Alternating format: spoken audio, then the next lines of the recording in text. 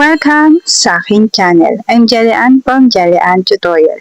Kung bago ka pa lang sa aking channel, tingin naman dyan ay subscribe. Hit mo na rin ang bell button para updated ka sa mga susunod ko pang i-upload. Hello mga ka-jelly! For today's video about dito sa ads ang ating topic. Kita nyo naman, lumalabas talaga yung ads. Oh my God. So dito, itong cellphone na to ay aayusin natin. Tatanggalin natin tong ads na to kasi nga hindi siya magamit. Kitang-kita nyo naman palagi lumalabas tong ads. Kahit pindutin itong Facebook, ayan, hindi pa nag-open yung Facebook ay lumalabas na agad yung ads. So, panay ads siya, hindi siya magamit talaga. Lumalabas maya't maya. So, yan, kita nyo ba, lumalabas talaga yung mga ads na hindi naman dapat lumabas. So, hindi talaga magamit itong cellphone na to. Ayan siya. So, pag binaback natin siya, tapos i-open yung Facebook, nakakapag-open siya, tapos mag-scroll up ako, hindi na ulit magamit. Lumabas na naman siya. So, yun ang problema natin ngayon. Kung ganito din ang problema ninyo, ay tapusin mo itong video na to. Kasi, dito sa video ko na to, ay tuturuan kita kung paano matanggal yung ads na yan sa iyong cellphone. Kasi ito, natanggal ko siya at nawala nga yung ads. Baka sakaling maging effective din to sa iyo. Kaya ituturo ko din sa iyo, baka sakaling makatulong. So yun, sisimulan ko na pagkatapos ng intro.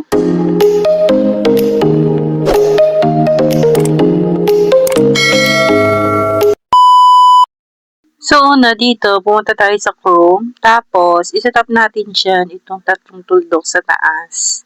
Itap lang natin yan. Tapos, ito yung ating hahanapin, itong setting. Ayan. Itap lang natin iyang setting na yan.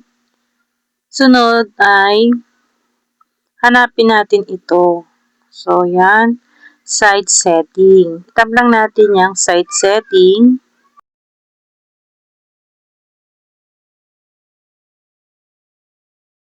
Tapos, dito hanapin natin itong third party. Ayan. So, itap lang natin yan. Kung makikita nyo, nakalagay siya sa allow. So, dapat nakalagay siya dito sa block. Ayan. Dito dapat yan. Dito sa block. Tapos, i-back lang natin. Hanapin naman natin dito yung pop-up. Ayan. Itap lang natin yung pop-up. So, dito dapat naka-don't allow ang nakalagay. So, dito, pipindutin mo yung don't allow. So, ayan. And then, i-back natin. Sunod naman ay yung notification. Hanapin natin itong notification na to. So, yung notification na yan ay dapat naka-off. So, dito, itatap lang natin yung notification. Tapos, i-off lang natin. Ayan, dapat ganyan siya. Tapos, dito naman, ito naman ang kasunod. Itong location. Ayan, tap lang natin yan.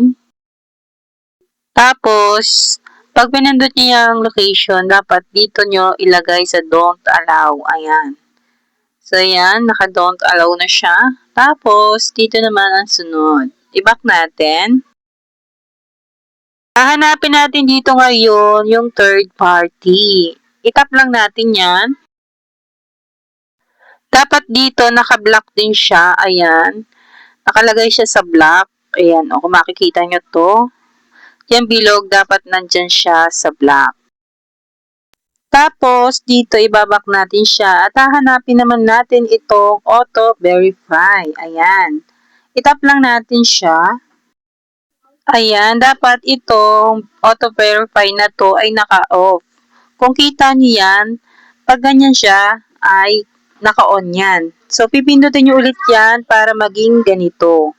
So, yan, naka-off na yan pag ganyan. And then, dito, hanapin naman natin itong automatic download. Itap lang natin ito. Pag tinap natin yan, dapat nakalagay siya dito sa don't allow. So, yung bilog dapat nandito siya sa don't allow. So, pipindutin natin yan para mapalipat dyan. Pag ganun, okay na yon. I-back natin siya and then ibabak natin siya. So, pasensya na sa mga kuha ko kasi blurred minsan. Pero sinasabi ko naman kung ano yung mga pinipindot ko dyan. Kasi nga, lumalabas yung ads. At kinakat ko na lang dito sa video na to yung mga ads. Kasi kung isasama ko pa yun, siguro napakahaba na nitong video na to.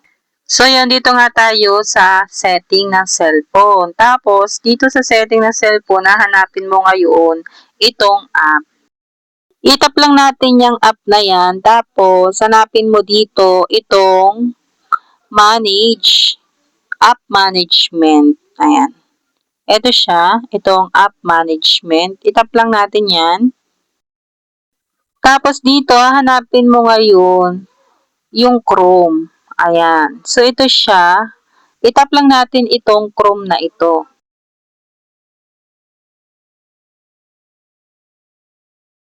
And then, itap lang natin itong first tap na ito. So, yan. And then, okay. Tapos, itong storage. Ayan. Pindutin lang natin yan. Pag tinap mo yan, pindutin mo naman itong manage space. And then dito, i-delete lang natin. Ayan siya. Pag pinindot mo yon, so ito, free space. Ayan, nakalagay. Tapos dito, delete site data. I-okay mo yan. Tapos itong isa, itong nasa baba, itap lang yan, itong clear all data. And then, pindutin mo tong okay.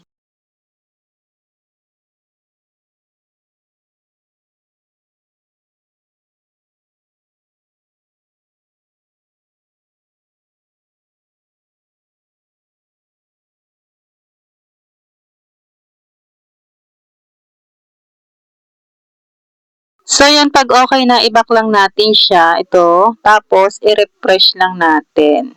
So, lumabas na naman yung ads kung kita nyo, di ba? Yan, ito, i-restart lang natin itong mismong cellphone. Ayan. Tapos, wait lang natin siyang ma-open. So, dito, yung mga nangyari po kanina ay panay labas po ng ads. So, ito po talaga yung nangyari dyan. Ayan.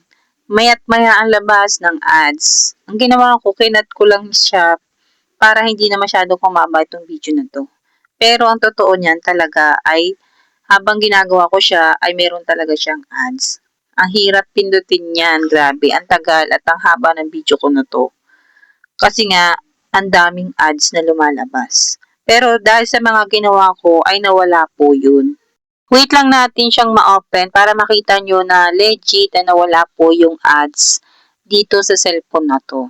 So, itong video na to ay shinare ko sa inyo at baka sakaling maging effective din po yung mga ginawa ko sa cellphone nyo. Pero, kapag halimbawa naman po hindi naging effective sa inyo, ang tip ko lang ay inyo pong i-reset yung mismong cellphone nyo. Kaso nga, magiging problema pag ni-reset nyo, mawawala po talaga yung mga application na dinownload nyo. Kaya dapat alam nyo po yung mga password. So, yun lang po. Sa gusto lang po talagang matanggal yung mga ads. I-reset nyo po yung cellphone.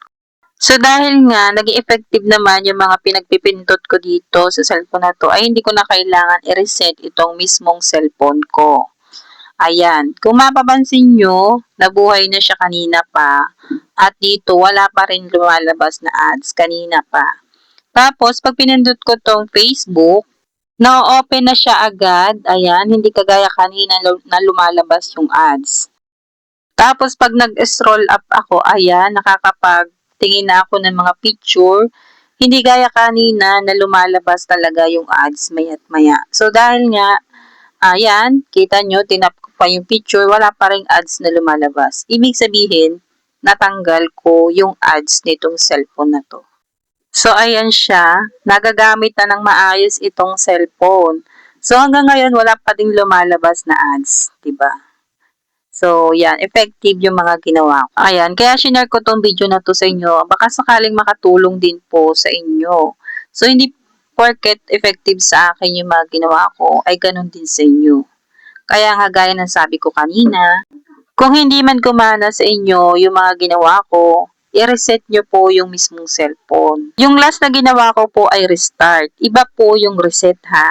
Yung reset po talagang as in wala pong matitirang application. Yung parang bagong bili, alam nyo yung bagong biling cellphone, yun lang yung matitirang application. Pero yung mga dinownload nyo, mawawala yun. Pero pag nireset nyo, wala na talaga yung ads. So, kayo nang bahala kung gusto nyong i-reset or hindi. So, yun lang ang aking share ngayon dito sa aking video. At kung nakatulong naman sa iyo ang video na to, ay wag mo naman akong kalimutan. Bigyan mo naman ako dyan ng isang like and please don't forget to subscribe ng aking YouTube channel. So, yun lang. Thank you for watching. Bye!